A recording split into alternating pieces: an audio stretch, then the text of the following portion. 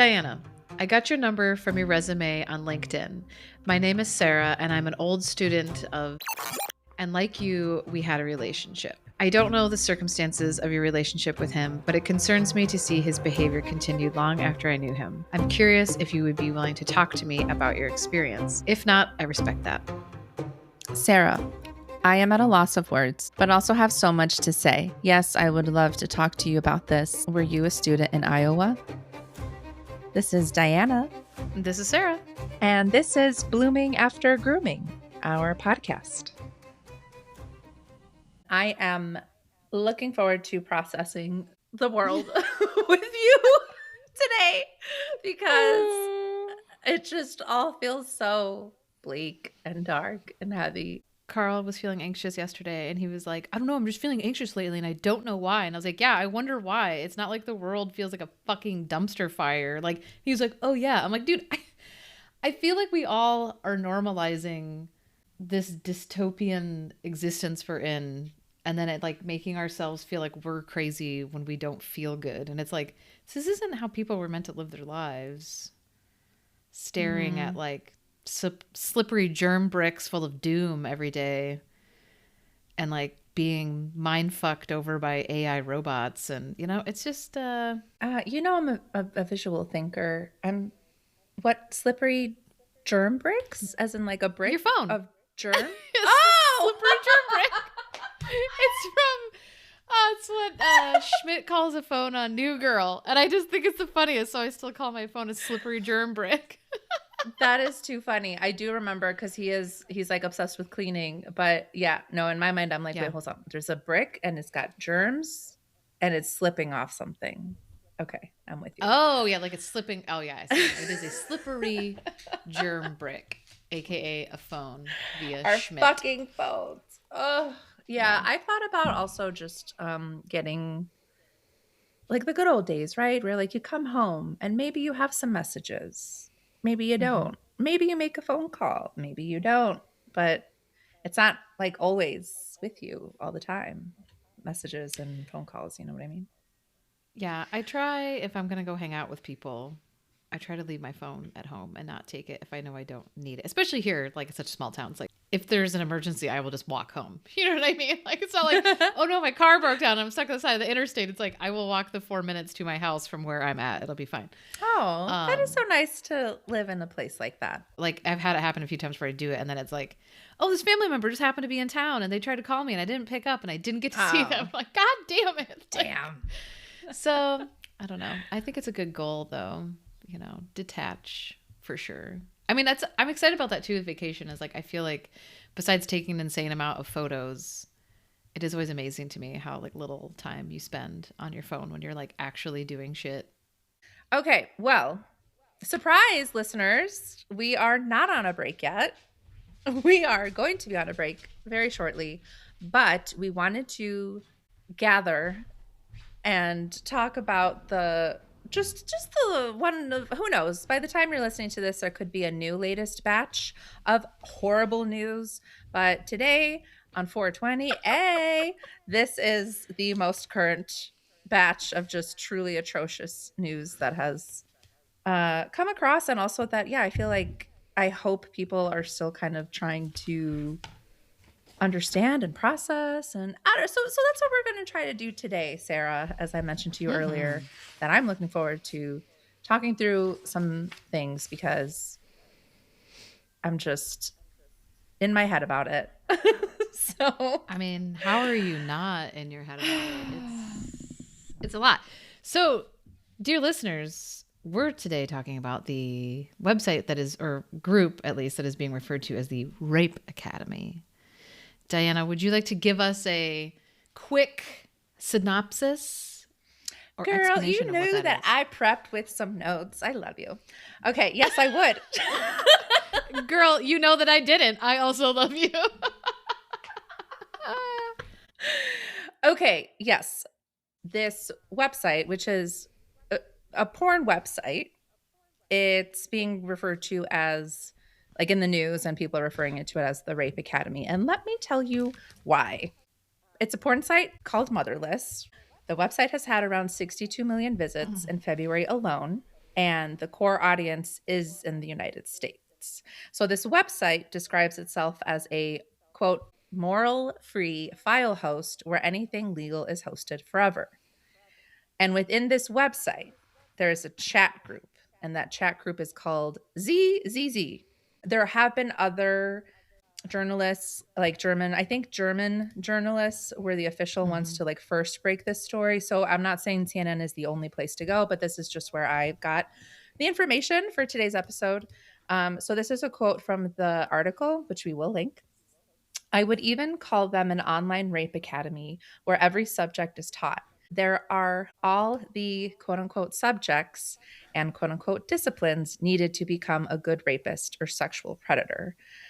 So essentially, yes, what it is this in this group, they are posting tips and videos and pictures. And it's basically like an online community of men who are drugging their wives, their partners, and then taking pictures of them or videos of them and then putting that on the internet. Sometimes also offering live streams and for money. Like if people are willing to pay like $20, they can get access to a live stream of someone raping their wife. So that's the gist of it. And then there's also just like a lot of people debating the numbers, right? So, you know, because the number was 62 million. And so then it was originally, you know, you had people on social saying, well, 68 million men. And then people were like, no, it was 68 million views. And then I saw a thing that was like, okay, well, even if one man visited the website every hour, every day for an entire month, that would still be 90,000 men on this website. Like, even if that's, you know, how it was actually working, like that would be like the bare minimum. Like one person would have to go every hour, every day, 24/7 for an entire month at bare minimum. And he would still have 90,000 people. Right. But then I've also heard people saying, well, but this one group only had 1,000 members. Right. So like, there's all these people like trying to like debate and minimize the numbers. And I feel like that's kind of missing the whole fucking point of why this is newsworthy information. Like, obviously scale matters, but if you're sitting here trying to say, well, this doesn't matter because only 1,000 men were in this group and were paying to see videos of other men drugging and raping their wives, like, then we don't really need to be talking about this. And it's like, if one man is doing this, we need to be talking about this. And this is just one website. This is not the only website where this kind of content exists. According to the article, there are some that have been shut down, but new ones do come up. I just feel a lot lately like I'm really trying to question how much anger is too much anger. And like, am I overreacting? I know it feels so gross to say, but that's how I'm being made to feel about this. Like, why aren't more people talking about it? I feel like it was news for a day and now it's done. Yeah. Well, also, I think the idea of like too much anger is obviously a problem that only women are being told, right? Like, obviously, if you're a man, you have an anger problem, you're like punching walls and you're screaming at people, someone's going to tell you have an anger problem. But like, it is emotion that women are often not allowed to have, and it makes other people uncomfortable, right? And we internalize that. Like, even if we don't believe in it, even if we don't agree with it, like that's how we were raised. Like, we're the same generation. Like, that's how we were raised. Is you need to calm down, essentially. I think at this point, a majority of our country is not angry enough about all of the things that are happening. Like, Jesus Christ, throw a dart at the wall and you could hit something, right? Like ICE, fucking women's reproductive rights. The fact that the tariffs were just found to be illegal and they are going to refund the companies the money for the tariffs. Guess who paid for all of that? The consumer, because the companies just raised their prices and passed the cost on to us. Yes. Like, there are so many things. We don't have healthcare in this country. Like the war. Yeah. Like, the list goes on forever, right? And so, like, I think the idea of trying to tell yourself or tell anybody else that they're too angry right now is cuckoo bananas. Like, if you're, it's such a cliche, but it's like, if you're not angry, you're not paying attention. And if you're not angry at the thought of, let's minimize this to as small as it can get, right? Let's say 1,000 men. That's what I've seen, right? If you can minimize this down to 1,000 men, you are telling me there are 1,000 men are drugging and raping their wives and then videotaping it and photographing it and then selling that for profit. That is so egregious. This is so disgusting. It is so horrifying. I don't think there's a high enough level of anger to have for that. Also, they keep talking about the male loneliness epidemic. Motherfucker, you think you're lonely now. You better fucking buckle the fuck up. Because marriage is supposed to be the one place where the woman's the most safe, right? Like, that's supposed to be boop, bop, boop. Well, guess what? Who statistically is most likely to fucking murder your ass? Your husband or your partner. Who are you most likely to get sexually abused by is usually a family member or somebody that you know. And now we're talking about an online group of people that are teaching each other not only how to create porn without the consent of another person, but also drugging that person, which could kill them, which could cause all kinds of health effects. Like, I can't even, and then, like, how often are you doing this to these women? Yes. Like, it's crazy. Like, it is absolutely insane. I remember. So I'm going to tell you, you got a free pass on being as mad as you want to be. Thank you. Thank you. I think I just need an outlet to, like, let it out. So yes, thank you for helping me. That's what this is. It's called a podcast. And I have therapy on Wednesday. Great.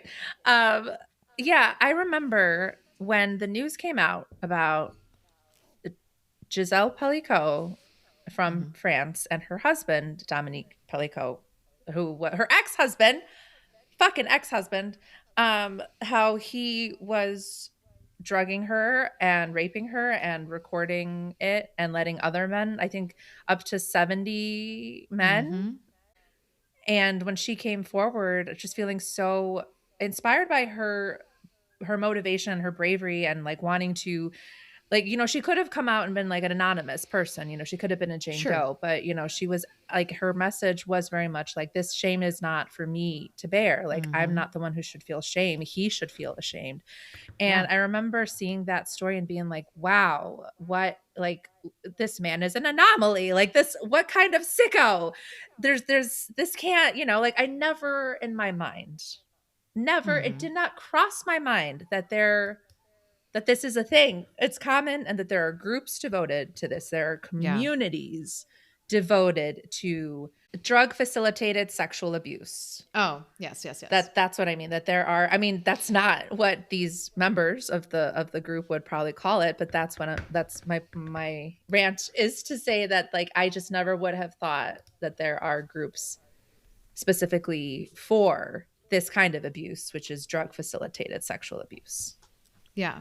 Well, and I do think that that's something that, you know, even for myself, until this story kind of came out, like, you think of drug facilitated sexual abuse or assault being like getting slipped something out at a bar, right? Or like you're on a date with somebody and they drug you. Like, you don't think about it being your fucking person you live with who's doing it to you in your own home while you're like sitting in your comfy coats, watching The Office reruns, drinking a cup of tea. Like, that's like not like a space I shouldn't say anyone. That's not a space that I've ever like thought about that being a risk that person would like drug you. And what a horrifying thing to even have to consider. Let me share with you Zoe Watts' story. It's from the article, but it's exactly what you're saying. I think her story really shows that. Okay. When Zoe Watts learned that her husband of 16 years had been crushing her son's sleeping medicine into her tea and raping her while she was passed out, it shattered her world. Quote, "We worry about who's coming behind us, walking down the street, or even who's friending us on Facebook. You know, we worry about going to our car late at night in a car park, but we don't worry about who you lie next to. I didn't realize I had to," Watts said. Like, we all have this image in our head of what the boogeyman and rape, and yeah, you're walking down an alley and someone comes up behind you. Like that is the story that is so often portrayed. And I think that's the danger, and people trying to minimize the numbers on this and trying to minimize this story is it's like the importance of this is to show that like sexual abuse and sexual assault is so complicated. And I don't mean complicated, like hard to identify, but like happens in so many ways, and it happens to so many people, and it happens in places that we don't expect it to. And if we're all just have this really black and white version, really limited pinpoint scope of what sexual abuse and sexual assault is, we're missing all this other stuff that's happening to everybody else. You know, same thing like Boy Scouts, right? Like how many people didn't think twice about letting their sons go off into the woods with adult men that they didn't hardly fucking know because it didn't even cross their fucking minds. Not because they were stupid, but because it had never been, that had never been talked about culturally, because it was swept under the rug, and like that was something you just didn't discuss, and it was never communicated, and that puts people at danger. And so it's like, the shitty thing about this though is it's like, how do you know if you're in danger if it's your fucking spouse? And there's no other I mean, I'm assuming there's red flags, but what are they? Well, oh my God. Yeah. Do you know what I mean? Like, is it just that like your kids' sleep meds are going missing? Like, how would you even know unless they're saying weird shit to you or you're waking up? But I'm sorry. Also, as a woman of a certain age, if I'm waking up and I'm feeling groggy, I'm feeling fucking run down, TMI, I've got weird discharge. Girl, I'm perimenopausal. That's like every fucking day of my life. Like, I feel bizarre every day. Like, I wouldn't, you know what I mean? And so then I think it goes into gaslighting women, right? Of like, oh, you feel this way because, oh, it must be your hormones, or who knows? Like all these things that like we even gaslight ourselves a little bit, right? Like I'm too angry. I'm overreacting to this situation. Oh, well, I had a martini, so that must be why I feel a little weird. Or I didn't have enough fiber. That's why. Like all these things that I we're worked trying out to do too to, like, hard. Yeah, right. Like that's why my legs feel sore today. Yeah, like like all these things. If you're a woman in middle life phase, like there's a lot of things that would be easy to kind of explain away, and all these other ways that would be very easy to kind of gaslight your partner. So I don't know, man. It's a super scary thing to contemplate. And then it's also, I think, really activating a lot of men in like a very defensive. Like this is getting blown out of proportion. These numbers are inflated. Not all men. Blah, blah, blah, blah, blah, blah. But I would also like to say, if there was 1,000 dudes in this chat, say only 10 of them were actually doing this. All those other motherfuckers sat in that chat group and said nothing and did not inform the police. So I'm sorry, even if you're not raping people, if you are being complicit to it, if you are minimizing it, you are participating in it. And you are also a piece of shit. Absolutely. So the article talks about how like there's not a ton of research about this kind of abuse, drug facilitated sexual abuse, and that, shocking again, a big part of it is that people don't know what's happening to them, but also that, there's that shame. And if it's your fucking husband, I mean, there's so much unpacking and like trauma processing of doing, just like accepting that. There's not a lot of research, but also that within these kinds of websites, so this is from the article, that participants find themselves creating bonds that meet and reinforce their, quote, narcissistic needs.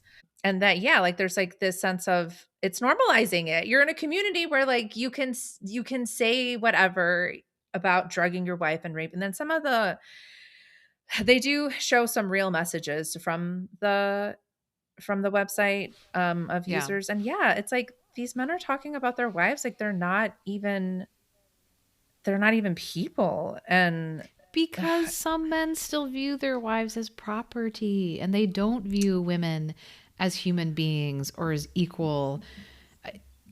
I mean, it's just misogyny at its fucking purest. You know what I mean? Like, it is just men who fucking hate women and think that women are there to sexually satisfy them. And that is it. Yes. And well, that I feel like there is this scary spectrum because I want to go back to Zoe's story. Well, I mean, those guys. I mean, those guys in that world. I don't mean all guys. I mean, I do mean in this world guys. too. Oh, really? In this world, like the spectrum in this community. So how Zoe found out, going back to Zoe Watts' story, her husband confessed to her. Like, he told her about it. That's how she found out. He told her about it after they returned from church. They returned from church. Oh my God. So he was a church-going man. He and his family, they share 4 children. They had come home from church. And then she said that she found out because he, quote, reeled off a list of his wrongdoings. It was as if, you know, like a shopping list. He just sort of said, I've been using our son's sleeping medications to put in your last cup of tea at night to tie you down, take photographs, and rape you. And he told her it had been going on for years. And she said, quote, at the end of a very busy day, I was just grateful I had a cup of tea before I went to bed because I was so tired and I didn't have to make it. She said, you don't expect anything other than innocence to come from your partner. So like what unquote. So what I saw, like what I see in this story is like this man, her husband, almost saw it as like just like this simple innocuous thing of like, oh, sorry, like I cheated on you, or like, oh, like he, in his mind, like it seems like it was just a thing he was listing off, that it wasn't like it's, you know what I mean? Like he didn't fully understand how awful it was. So like when I mean there's a spectrum, it's like, yes, I 100% know that there are some men that just like hate women, but I think there's some men that think like, oh, well, what I'm doing is not that bad. And they're justifying it. However, even when it's something fucking crazy like drugging your wife and raping her and then sharing it on the internet. Yes. I think this also brings up a very interesting question that I hope comes out of this news story, right? Is also just like having conversations with your partner about certain behaviors that maybe, you don't think are shady, but are they? Like, even just like, say you didn't drug your partner, but you start trying to do something with them while they're asleep. And I think this is an experience that most women have probably had. I know I have had it in the past where you like wake up in the middle of the night and your partner is touching you and is in the midst of doing things with you. And I'm sure like in their mind, they think like, oh, I'm instigating sex, right? Like this is like sexy. She's going to wake up at like 2 a.m. and we're going to like bone.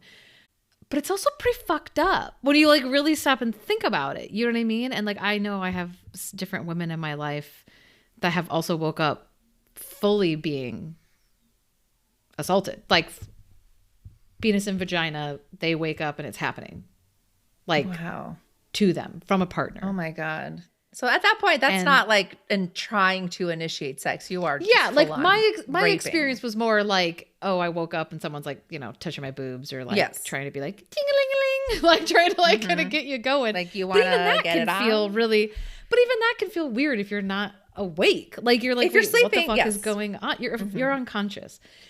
But I do think that kind of goes back to some of the conversations we had before, which is just like I do think there are certain situations that certain men don't understand that what they're doing is inappropriate. And I'm not trying to justify the behavior. The point is we need to be having these kinds of conversations so that they can learn that that is not appropriate and that is crossing a boundary. And I do also think that a lot of people think when you're married or even just a couple, like, oh, well, we have sex all the time, so what's the difference? You know, I mean, we've talked about before, it's like it wasn't even legal to rape your spouse until 1993 in the United States.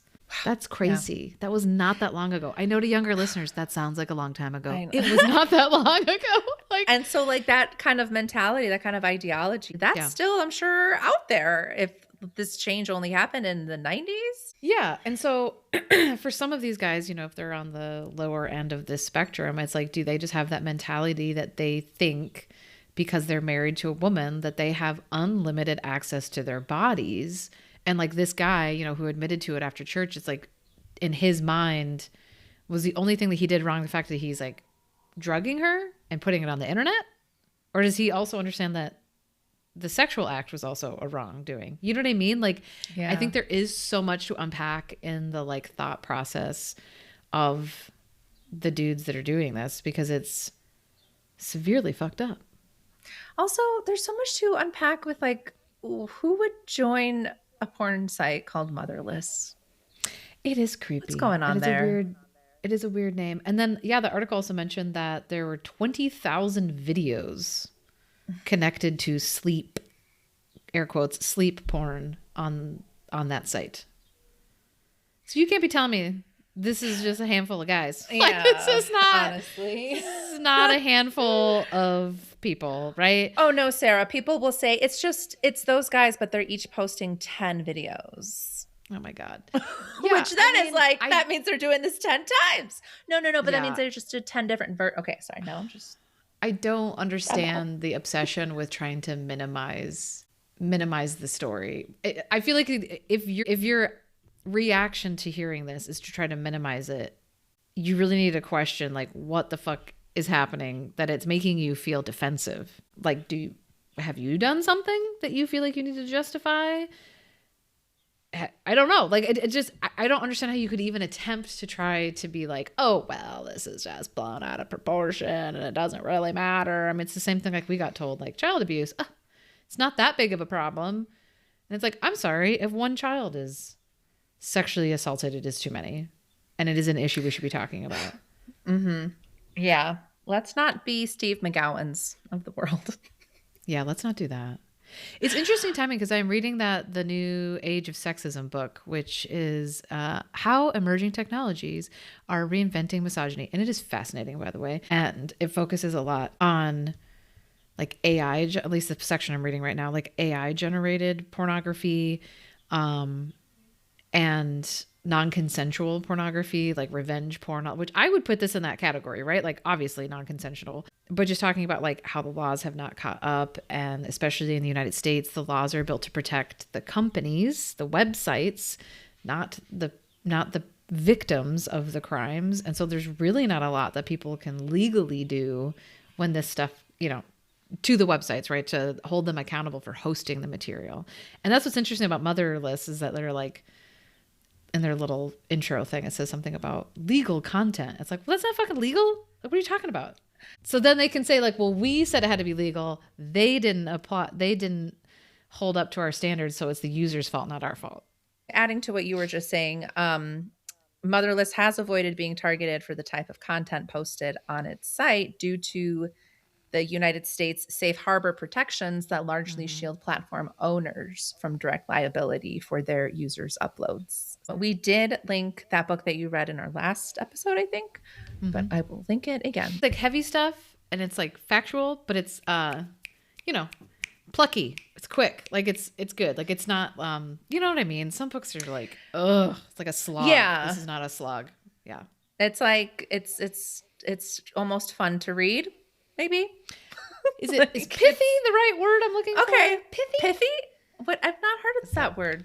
Sarah, what's the definition of pithy? Meaning pithy.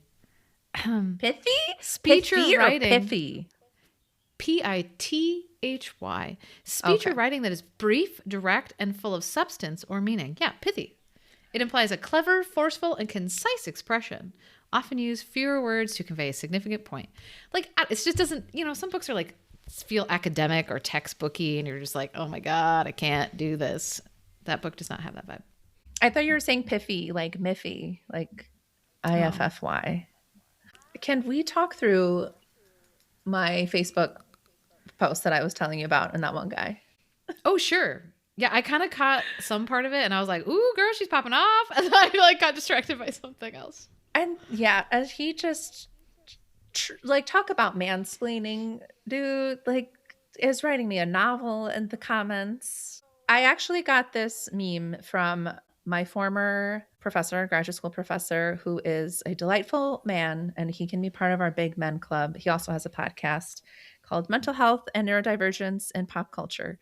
But he posted this visual, and we'll add it to our Instagram post on this episode. Why not? Yeah. But it basically says, I've learned that a lot of guys visualize our social environment like this, and it's a spectrum. And there's like 95% of it says good men, and then like 5% of it is labeled as crazed evil men.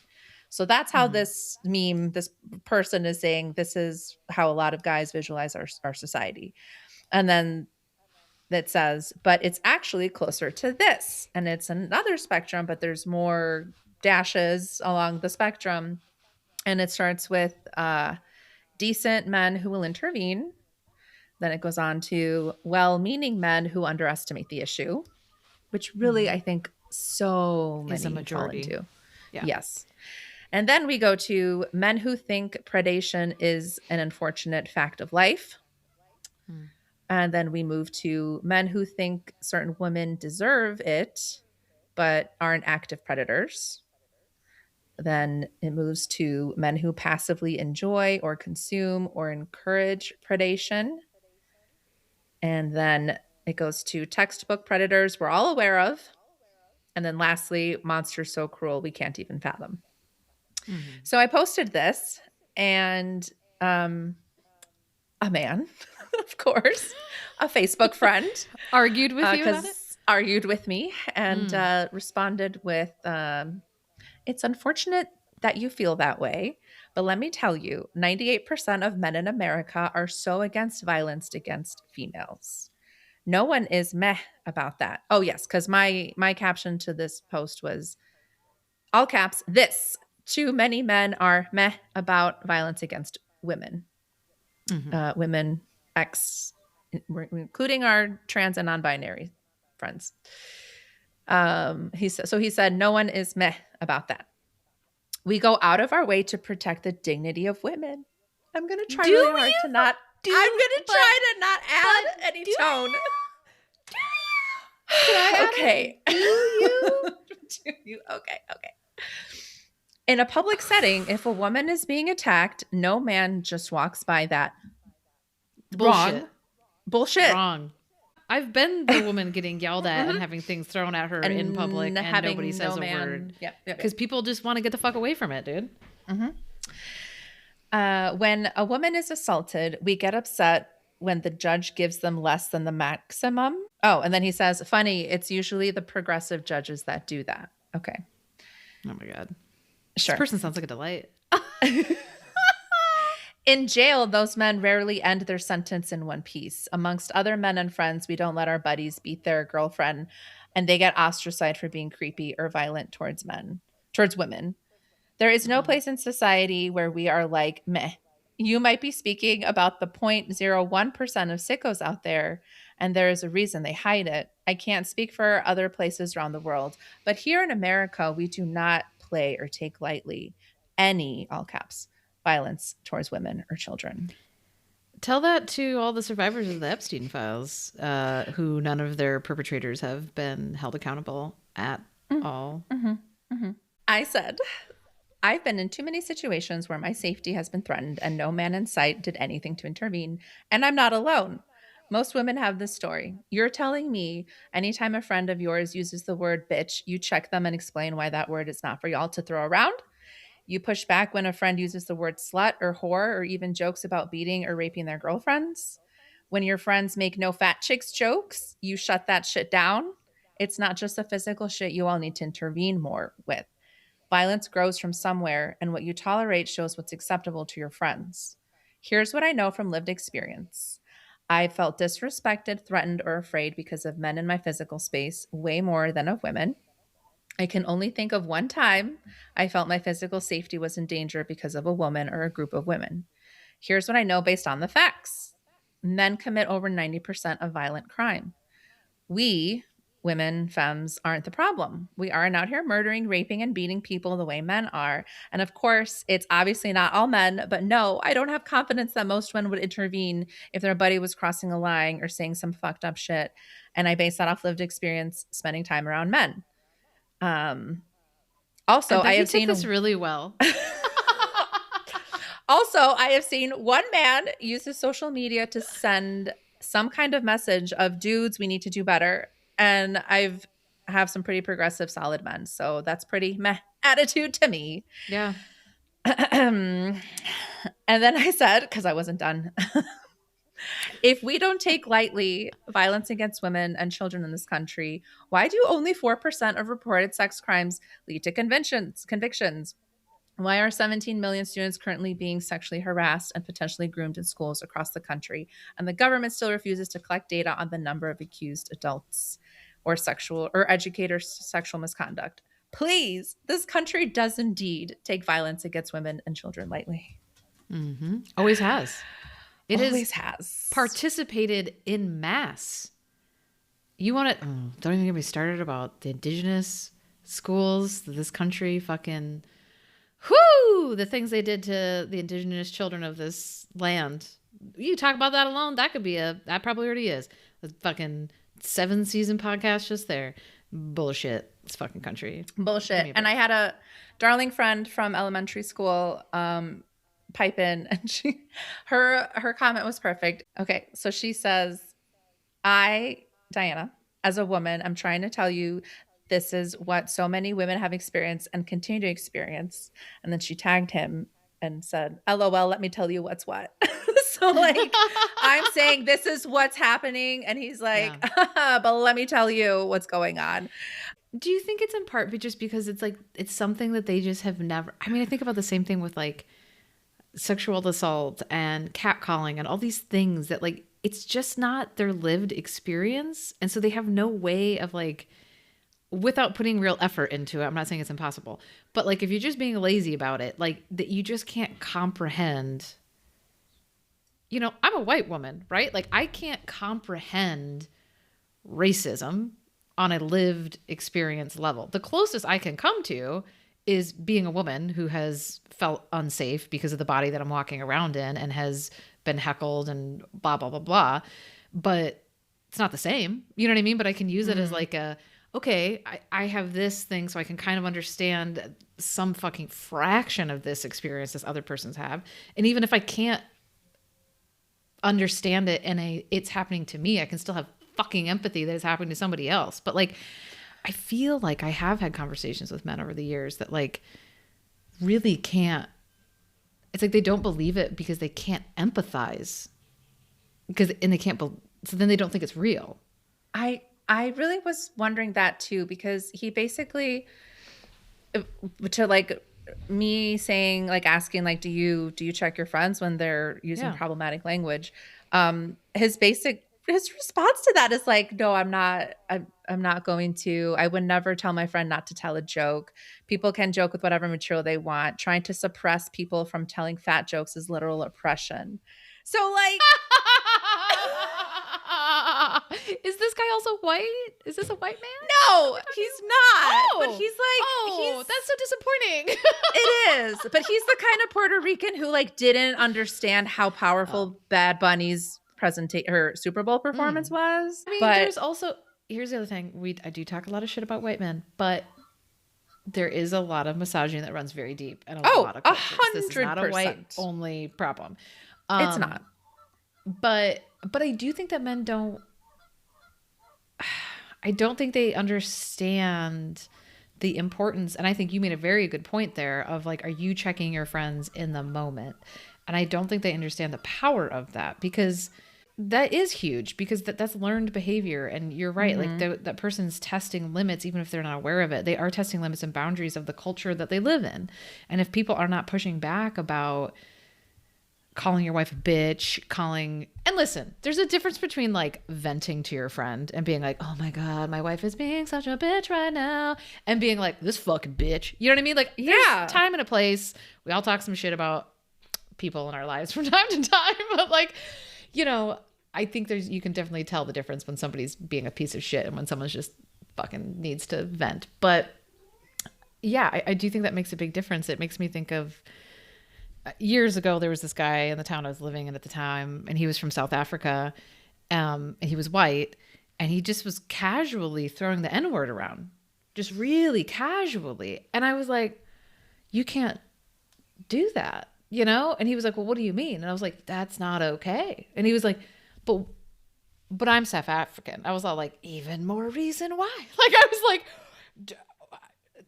you do not come from a South country that African? does not, yeah, I was like, you do not come from a place where race is not a problem. Like, class famously known for tension about race. Like, this is crazy. And I just said, I was like, dude, it's really problematic. And he was a bartender. And I was like, you are in a public setting. You are at your job. You cannot be talking like this in front of people. And he genuinely was like, okay. And I never heard him say it again, around me at least. And maybe he said it all the time when I wasn't in there. But like, and I'm not trying to say that, whatever, I'm the best and I saved the world or something. But like, that was an uncomfortable conversation that I had with a person. And his behavior adjusted at minimum with me and created a boundary about what was appropriate and what was not appropriate. And I think that I think I have seen many men in my life over the years and all the places I've lived want to be liked by other men so much that they won't have those uncomfortable conversations and those little moments. Whereas I feel like women are just a little bit more comfortable, like being like, hey, that wasn't great.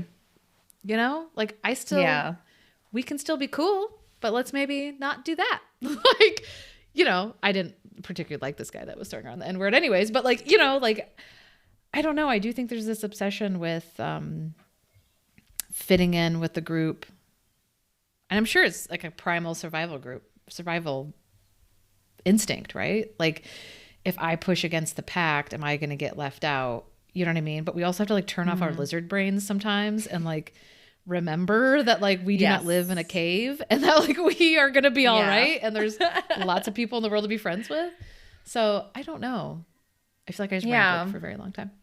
Oh, I love it. I love it every time. When you were saying like, I don't know if men like can understand because they haven't lived it. I thought about that too with this guy and his rebuttal about like why he doesn't check his friends of like, oh, you've never felt fear when someone has called you a bitch. Like you're that's why I hate it. I cannot stand when another man like says the word bitch in an angry way, referring to even if it's someone who is a bitch. Like it just makes me feel like that is a violent man because of what I've experienced. And I thought like, yeah, I don't know if he can relate to that. I don't know if men can relate to that feeling of having just that instinct, like that immediate, like, oh shit, like, am I safe? And like, you feel it in your body. I don't know. I would say that they can't. I mean, I got into a huge fight once with a guy I was dating. I'm going to try to tell the story in a concise manner. There was a teenager that we knew who was expected to ride her bicycle many miles in the country on country gravel roads in the like prairie land of Wyoming to get to her job. That was a roadhouse on the side of the highway. She was a teenager. And I was like, I don't like anything about this. Like, I was like, this is a terrible idea. And the person I was with at the time was like, what do you mean? And I'm like, she is like 16. She is all by herself. There's no cell phone reception. You're in the middle of bumfuck nowhere. She's working at like a roadhouse where people are drinking.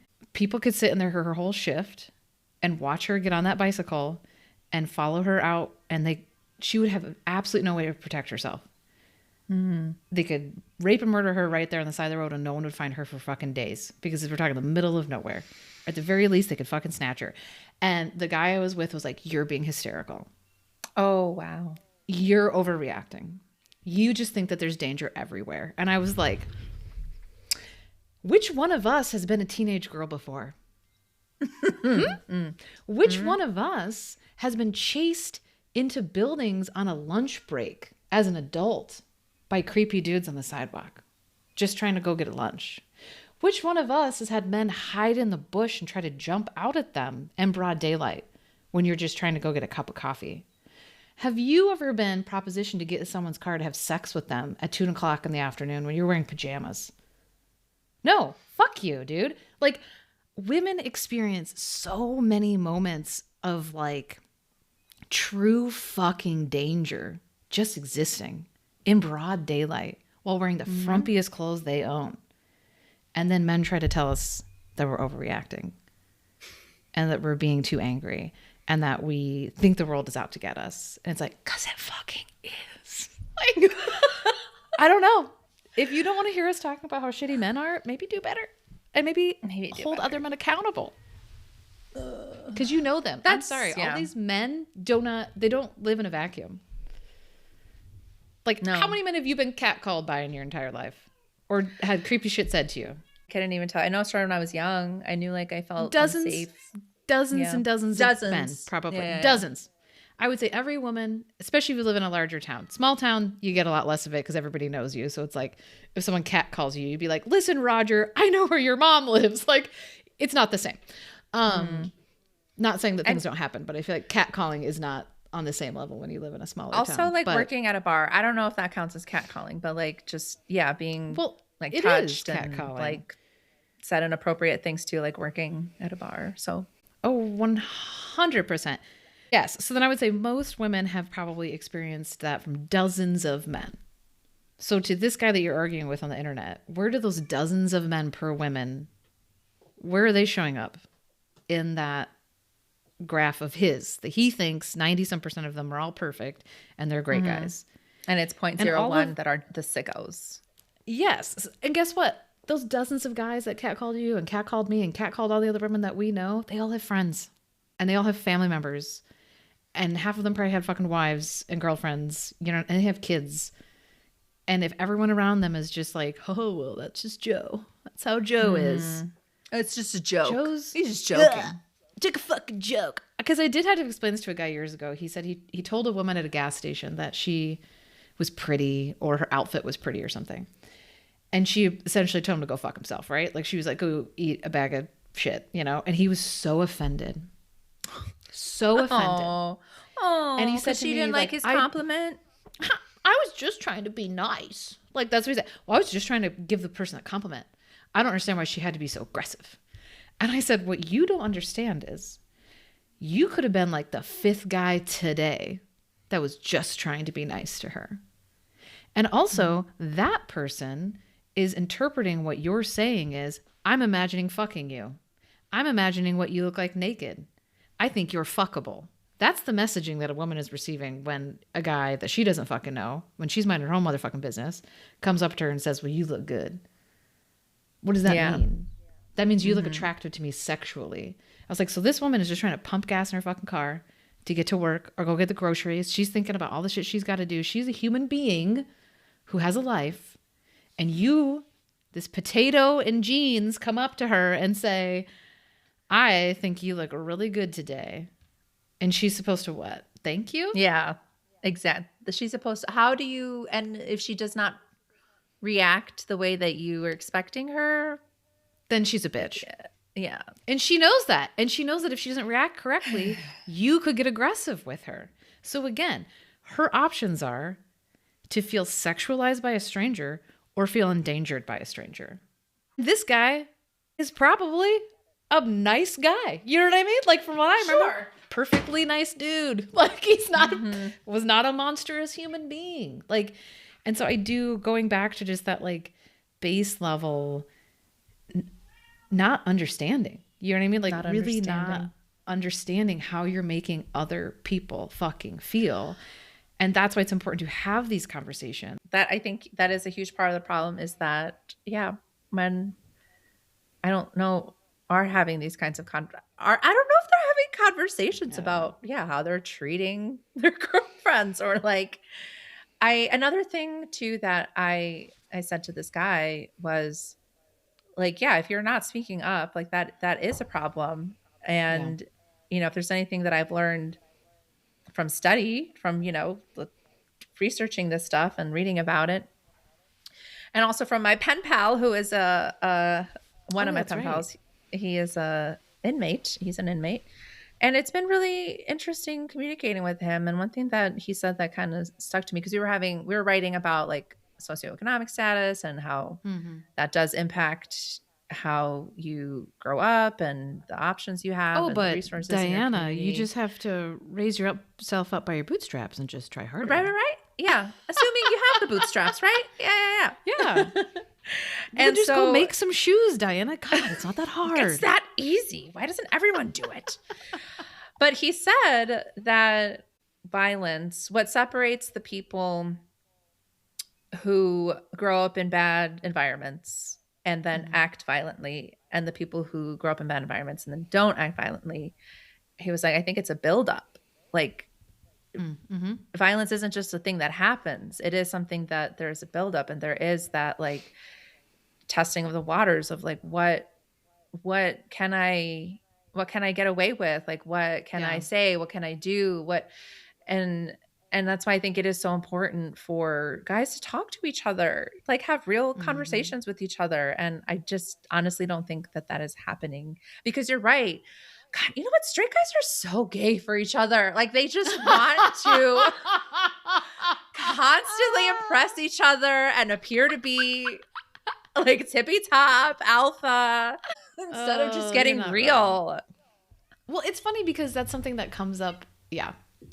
It comes up a lot. Like, you know, Carl even talks about that sometimes, of like not wanting to be on top of his male friends, but like, you know, like the struggle for them to have real, open, emotionally vulnerable conversation with each other. And I really do feel like he and his guy friends are unique in their ability to do that, but it's taken a lot of work for them. And you know what I mean? Because they just don't know how to do it, because it's like, that's not how, like, they can do it with women. I think most men can open up to women, right? Like their partners, and like tell them things and open up. But to other men, I think is something that like they often do not get taught how to do at a young age. It is not fostered at a young age. And so it's uncomfortable, and they don't, a lot of men, even if they really want it, don't necessarily know how to do it. Or even if they are willing and ready, their guy friends might not be. So that's something we've talked about a lot over the years, and, you know, has taken a lot of, I think they've had some awkward guy nights where they've had to be like, we are going to talk about our feelings at 6:30. Meet you there. Like, you know, they have to really, but that's commendable, right? That they're like doing that work and like putting that effort in, because it is really important for everyone's health. Like, I can't imagine not being able to like talk to other women and say all the things I say to women, right? Like, I can't imagine not being able to have like vulnerable conversations with other people that you're not in a romantic relationship with, you know, or related to, you know, like those are valuable friendships. And you should be able to talk to people about things. But yeah, I do think that men worry that if they push back against each other, they'll lose a friendship. But, you know, that wasn't a friend to keep. You know, if you got a friend that stops talking to you because he tells you you're being shitty about something you're probably being shitty about, that probably wasn't Or a that big they just loss. don't like how you're talking about someone. You know, like, it's okay to say, hey, what you said is not cool, or I don't agree with what you just said, or however you want to say it, however masculine way you want to say it. But Yo, bro. I think cut that shit out, bro. That's how they talk, right? I don't know. Yeah. So in response to this news, there is this new website that has come up where women are naming their abusers. It is namehim.io. Namehim.io. And Oh, is I a spelled place. name wrong. How? You're a compliment. I left out the E. I was like, name him. What the Namehim.io. And it's a place where you name your abuser, first name, last name, Wow. location, and then the kind of abuse. You don't have to put in your name. You don't have to put in like the details. You just kind of check off categories of abuse. Hello, listeners. Well, it is 2 days after we recorded this episode, and the website we are talking about right here, namehim.io, has been taken down. We will link a video from the creator of the website who explains why he decided to take it down for now and what's next for the website. So check that out in our show notes. And I can already hear, you know, what happens when someone is falsely accused. Mm-hmm. I feel like what happens if someone doesn't put a name of an abuser on here, and then someone else, a woman in the future, wants to date this guy, and they look him up on this website and he's not there, and then he abuses. Like, why doesn't her life matter? Like, why doesn't the possibility of like keeping her safe matter as much as this guy's reputation, you know? So I don't buy that anymore. I just don't. False accusations are so rare. And I mean, I like the fact it's anonymous, because obviously that prevents people from being able to like be, you know, retaliated against. And this website theoretically would have the same protections that the other other websites do, as far as better. like, oh, it's not us, like blah blah blah. Yeah, I mean, I'm sure there would be people that would say like, well, what if someone put something up there that's not true? And it's like, to your point, false accusations are very rare. And also, like, there's nothing, you know, even if your name's on, sadly, even if your name's on this website and it's on this list, nothing can be done about it. Right. It's really just, you know what I mean? Like, you're not going to get reference drugged to court. Like, you know what I mean? Yeah. Would your name even show up in like a Google search through it? I don't know. Like, I feel like it's a second level of, are we dating the same guy kind of thing, where, you know, how there was those Facebook groups where women would post pictures of guys and be like, hey, this guy's saying he's not seeing anyone. Are we dating the same guy? I see it as kind of like that. I think this is really just for the women out there who trying to protect themselves. We need to have a Women with the X fucking social media. We need to have a no boys allowed social media. I just imagine how beautiful and safe it would feel. Oh, like a platform. Yeah, it's like a platform. Because I was on Threads the other day, and I saw somebody who was talking about, like, you know, growing up as a teenager in the early aughts, and like how body dysmorphia was so out of fucking control, which is coming back around now with all this Ozempic shit. And not that I'm anti-Ozempic. If you want to be on it, that's fine. But a lot of Hollywood people are now getting to like a scary level of thin, right? That is setting a precedent for young women that I think we know is detrimental to their mental health, right?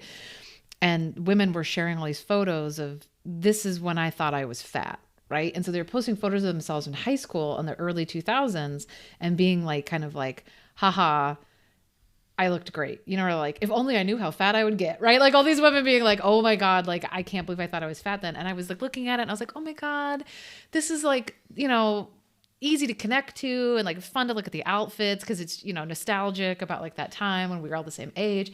And then I was thinking, wait a minute.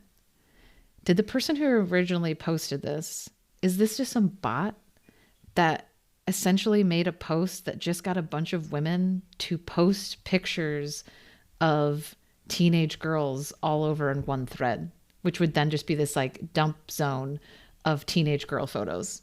And I was like, what if, I hate that my brain has to go through this thought process. You know what I mean? Where I have to sit there and think, is this a real person that is actually trying to create a moment of community for other women to share about the struggle of body dysmorphia? Or is this just some like perv bot that just got hundreds of women to post pictures of teenage girls for them? That can now be done with God knows what. Yeah. So then I was like, I would love a women only social media where I could just. There's gotta be one out there. No? I don't know. Listeners, but then, you know, let us know. There could be a Maxwell in there, dude, who's like, I'm a lady too, and I'm just scooping up stuff. I don't know. Diana. Again, the woods, some soup, some books. That's all we need. I like that this website exists, and I plan on adding both of my rapists on there. But right now, I think there's just such there's a lot of traffic going to the website. So they're at least at the time of this recording, on April 20th, are not accepting names right now. But it's gone up 500 names in the last 10 minutes that I've been sitting here. It was 16 something, and now it's 17,312. I do, and this is the other thing that I was kind of thinking to myself today about, of like, am I doing too much? I shared on my Facebook, which is private, but I do have about like 400 some friends, that I was going to put I was going to name, add my rapists' names on there. And I am having a hard time remembering the last name of one of them. And so I asked for some help finding the last name of this person. And then there was part of me that was like, am I doing something wrong? Like, am I in the wrong here for any reason? Like, am I offending someone? Am I making someone uncomfortable? Am I blah, blah, blah, blah. And then I was like, Who are you offending? I think I don't know. Like people who don't want to know that I was raped. I don't know. This is what I think about. And Girl, you have but a I'm whole like, podcast about I know. sexual abuse. I don't know. I mean, okay, how many times have you shared your experience or your truth with a person that didn't seem to want to know about it? I'm not saying that hasn't happened, but like lion's share, has that been the majority of your experience of the response from people? No. No. Because most people, unfortunately, have their own story, right? And feel seen when they realize that you're like a safe space to share their truth with them. Yeah. And I hope that by like I'm not trying to be casual about it. I'm not trying to be like, "Oh, this is a thing that happened." But I hope that by like just being comfortable enough to post about it and talk about it on my page, that other people at least feel inspired enough to think about adding the name of their abusers. Because again, it could help someone in the future who's just starting to date someone and they're like, you know what? I remember hearing the story about spouses who are drugging their husbands who are drugging their wives. Let me just refer to this thing real quick. Just so like you have information, even if it's like, so like if you start to see red flags, there's something that is confirming to you that you're not alone. Because as we've talked about so often, and you just talked about earlier in this episode, like so often, A, so many times it's not reported at all. B, even the ones that are reported, what is it, 4% end up in an actual conviction? So you're talking 4% of abusers even have a police record. And I think so many people still think, oh, well, if they don't have a police record, it must not be true. Because they don't understand the complicated nature of the criminal justice system. It's the reason that we have a website.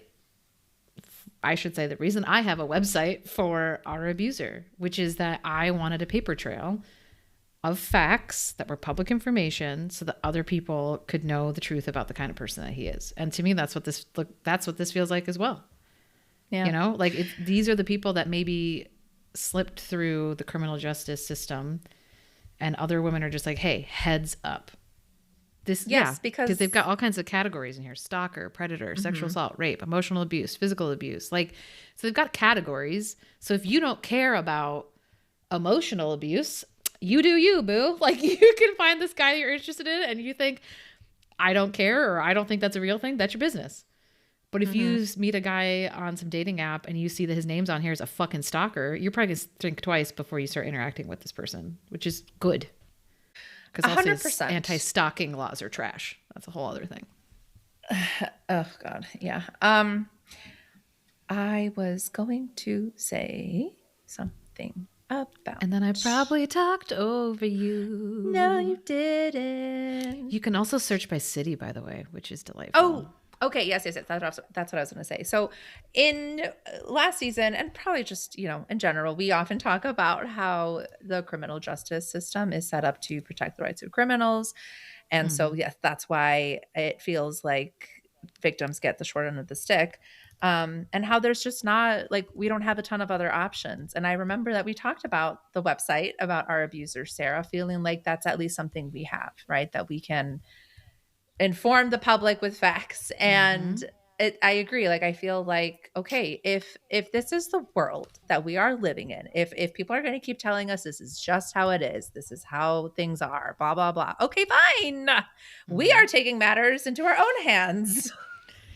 Yeah. And that's where we're at. I, speaking for myself, am very, very, very angry and disappointed at just men in general right now. But I do hope and really believe that we need them to help solve the problem, because they are such a big part of the problem. So they need to help solve the problem.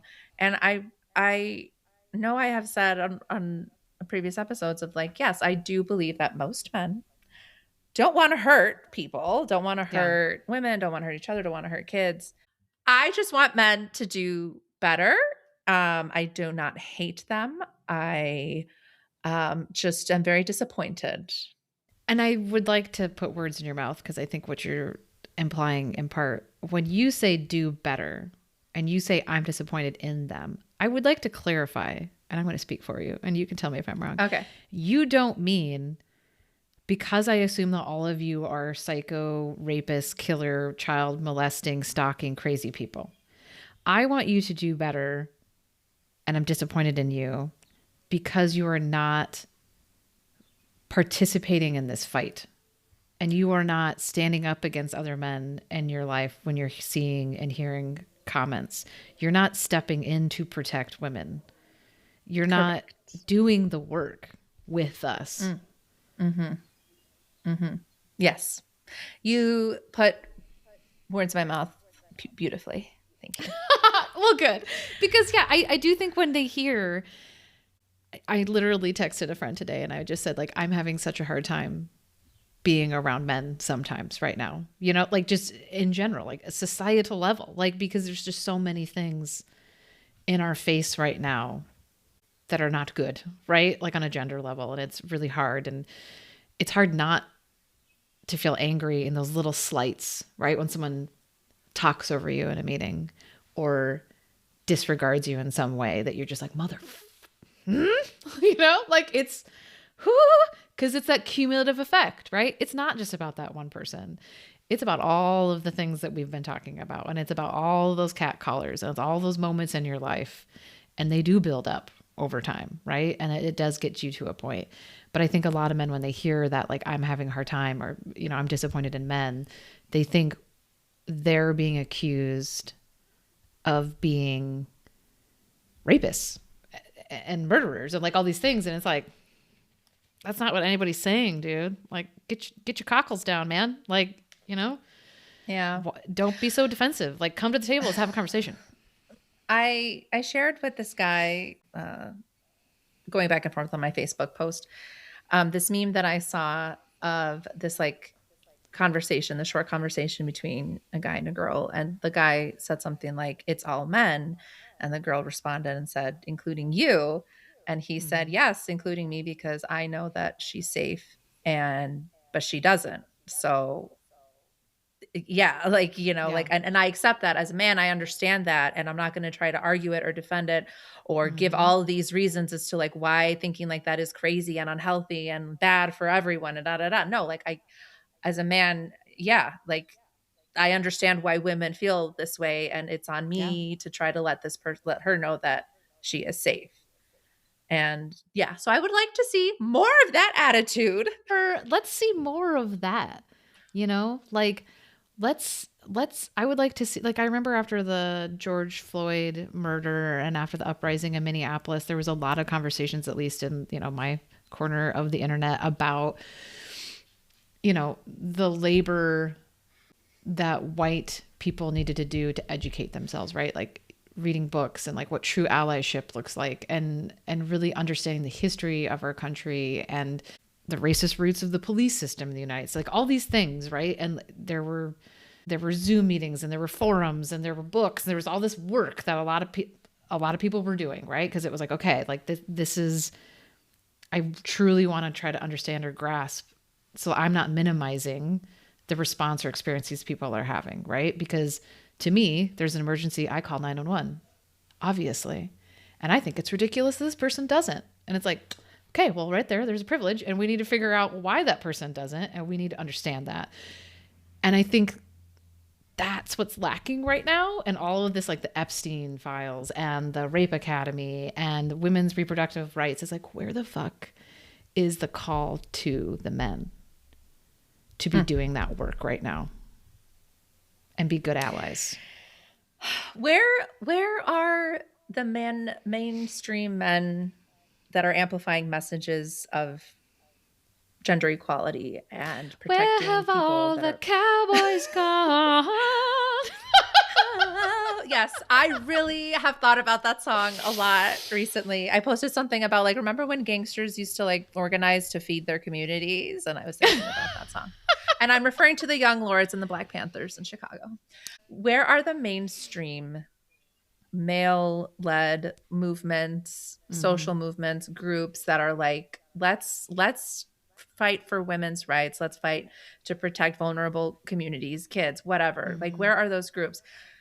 the people that I hear about, the loud men that I hear about, are fucking Charlie Kirk and Theo Von and Matt Rife, and like those are the men that you guys are putting out and like amplify. Joe Rogan, like where are the loud men or like the movements, like the groups organizing, you know? I can't think of one. I can't think of any like listeners. If you know of any, let us know. Please. I would love to hear, because I agree with you. Like all I ever, and granted, listen, I understand that social media is playing all of us for fools. I get that, because all I ever see is like women should be barefoot, pregnant in the kitchen, and they shouldn't be in work, and feminism makes you ugly and old and fat and all this, like, you know, rage bait shit. That's all I ever see.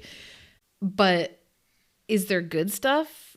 And that's getting rage baited on the other side of the internet, and we just don't see it. Like, I mean, there is a certain amount of like the internet is trying to piss us off, right? All the time. Like it's very good at that. Social media, that's how you get engagement, right? Is like you and this guy fighting with each other on Facebook was probably really good for your algorithm, and probably had made that. I saw your post on my feed for days because there was back and forth happening. Like it feeds off of conflict. Yeah. So yeah, I don't know. Maybe those things do exist. I would like to think there's some guy out there doing something, but I haven't heard of him.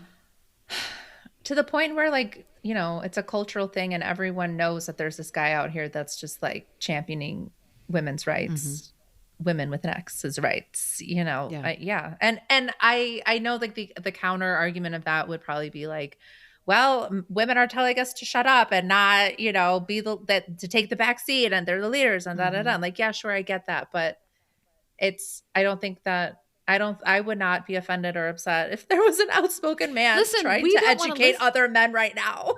I was going to say, yeah, you don't need to educate the women. This is the problem. We don't want a man to educate us because we know. You need to educate the other men. Yes. And other men aren't telling you to shut up. I mean, they might eventually, but you know, talk to your own guys. That's the problem here. It's not us. We know. Some of us know. Now there's also, you know, an entire society of, you know, very confusing, super conservative trad wife maniacs who are aligning themselves with conservative Republicans. I don't know why, and wear a lot of neutral beige pastels, which bums me out, but I love beige neutral pastels. Oh, dude, I can't with the war on color. Don't get me started on the war on color. It's a real problem. The world is becoming the war on color. Tell me. Girl, Google it. Oh my God. There's like graphs that show the like number of colors of cars you could get like in the 60s compared to now. And it is literally like this full spectrum rainbow, and it just goes like this into this like tiny gray, silver, black, white, red, you know, and then you have this like tiny sliver of like blue, green, but those are super rare, right? And you hardly ever see them.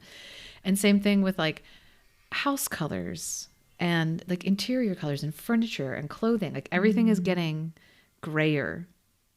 Think about McDonald's. McDonald's used to be like, they were all themed funny. Like we had one that was a 1950s theme and had a jukebox. We had one that was a jungle, like all the weird fiberglass sculptures everywhere. And now they look like a bank. They look like, yes. It's very weird. It gray doesn't feel, and they're brown. Yeah. And Starbucks is gray and it's brown. Like everything is just getting like duller. This is why people are sad. Our architecture and our design is just getting like smaller and weirder and blander. Not weird in a good way, like blander and duller. And then you mix in social media. Yes. Everyone, dye your hair a funny color. Yes. Everyone, let's be weird Barbie. Let's be the weird Barbies of the world. Yes. Let your freak flag fly. Please. We could go on and on and on about this topic. Obviously. But we do gotta wrap up. Now that Sarah's talking about car colors. No, I'm so interested. I have not heard of the war on colors. And I thought you were going to talk about how some people are like, oh, if she's wearing this color, she's Republican kind of thing. Oh, like I've seen some of that. Okay. It really bums me out when it happens to like babies, like baby rooms now. like little babies. Their rooms are all like 4 different shades of like light pink, light blue, and then like brown and like tan, and everything's really neutral. And bright colors with high contrast is actually a really important part of brain development. And I'm very concerned about what's going to happen to these like sad beige babies is what I call them, to their brains. And then you hand them an iPhone when they're like a year old. Yeah. And then you're going to have chat bots telling them, I don't know what. I just think we're going to end up with like everyone having dementia when they're like 30 and like 50 years. I don't know, dude. It's not good. It's not good for And people's colon brains. cancer. We're all going to get colon cancer. Yes. What is that about? Why does everyone have colon cancer now? Processed foods. It's the bullshit that we eat in this country. That's true. Okay. So on that Everything note, is great, guys. Oh my God. The world's most depressing podcast. now we're going to take a break. We left you with this. We're going to take a break. Oh, I know we sound crazy, but it's all true. Listeners, we will be back in May. Enjoy this surprise last episode before our little break. Sarah, I'm going to ask you the same question that I've been asking our interviewees, given just, yes, the heaviness of today's episode and the world. And you're not allowed to say going on vacation. How do you find joy these days? I started dozens and dozens of flower seeds in my basement greenhouse. And so every day I go down and I water them and I pinch them back and I have a fan blowing on them so that they'll be sturdy and strong. And I call them my plant babies, and I like to take care of them, and it makes me happy. That, and I just binge watched Sex Education, and I forgot how absolutely delightful that show is. And it's so colorful and inclusive and funny and fabulous, and it just made me really happy. So that's my answer. How about you? I just finding definitely a community, like my girlfriends. I don't know what I would do without you and my sister and Kristen and just so many other just delightful friends that I am so lucky to call girlfriends. So yeah, spending time with them. And also I'm still like having a lot of fun with watercolors and transferring some of like my thoughts into some kind of watercolor art. And journaling about it has been very therapeutic. So yeah, I've been doing that. And then these beautiful trees. I did take pictures. I'll have to send them to you so you can tell me what kind of trees they are. But watching these trees bloom has brought me joy as well. Those are, oh my God, good answers. Sorry, I had a hiccup. It was weird. Those are good answers. Yeah. Reconnecting with nature, creating art, connecting with community. These are good things. Listen, we just talked about a lot of terrible things, but the world is also full of a lot of beautiful things.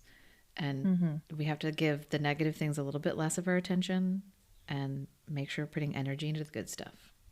Yes, I love that you say that. I think there is a way, and I'm still on a journey to find it, but I know there is a way to dignify that anger, that sacred rage, and use it and channel it. But also, yes, be able to not just see red and be able to put on the rose-colored glasses every now and then and live your life. Oh my God. And this little girl, how could I forget keeping up with this little crazy girl? Little Ceci. She's so cute. Who really wants to be fed right now. Okay. Well, listeners. Oh my God. Thank you. It's almost 7. Thanks for tuning in. Take care of yourselves. As always, check out the links that we put in our show notes. Please just do your best to grow through. Nope. Yes.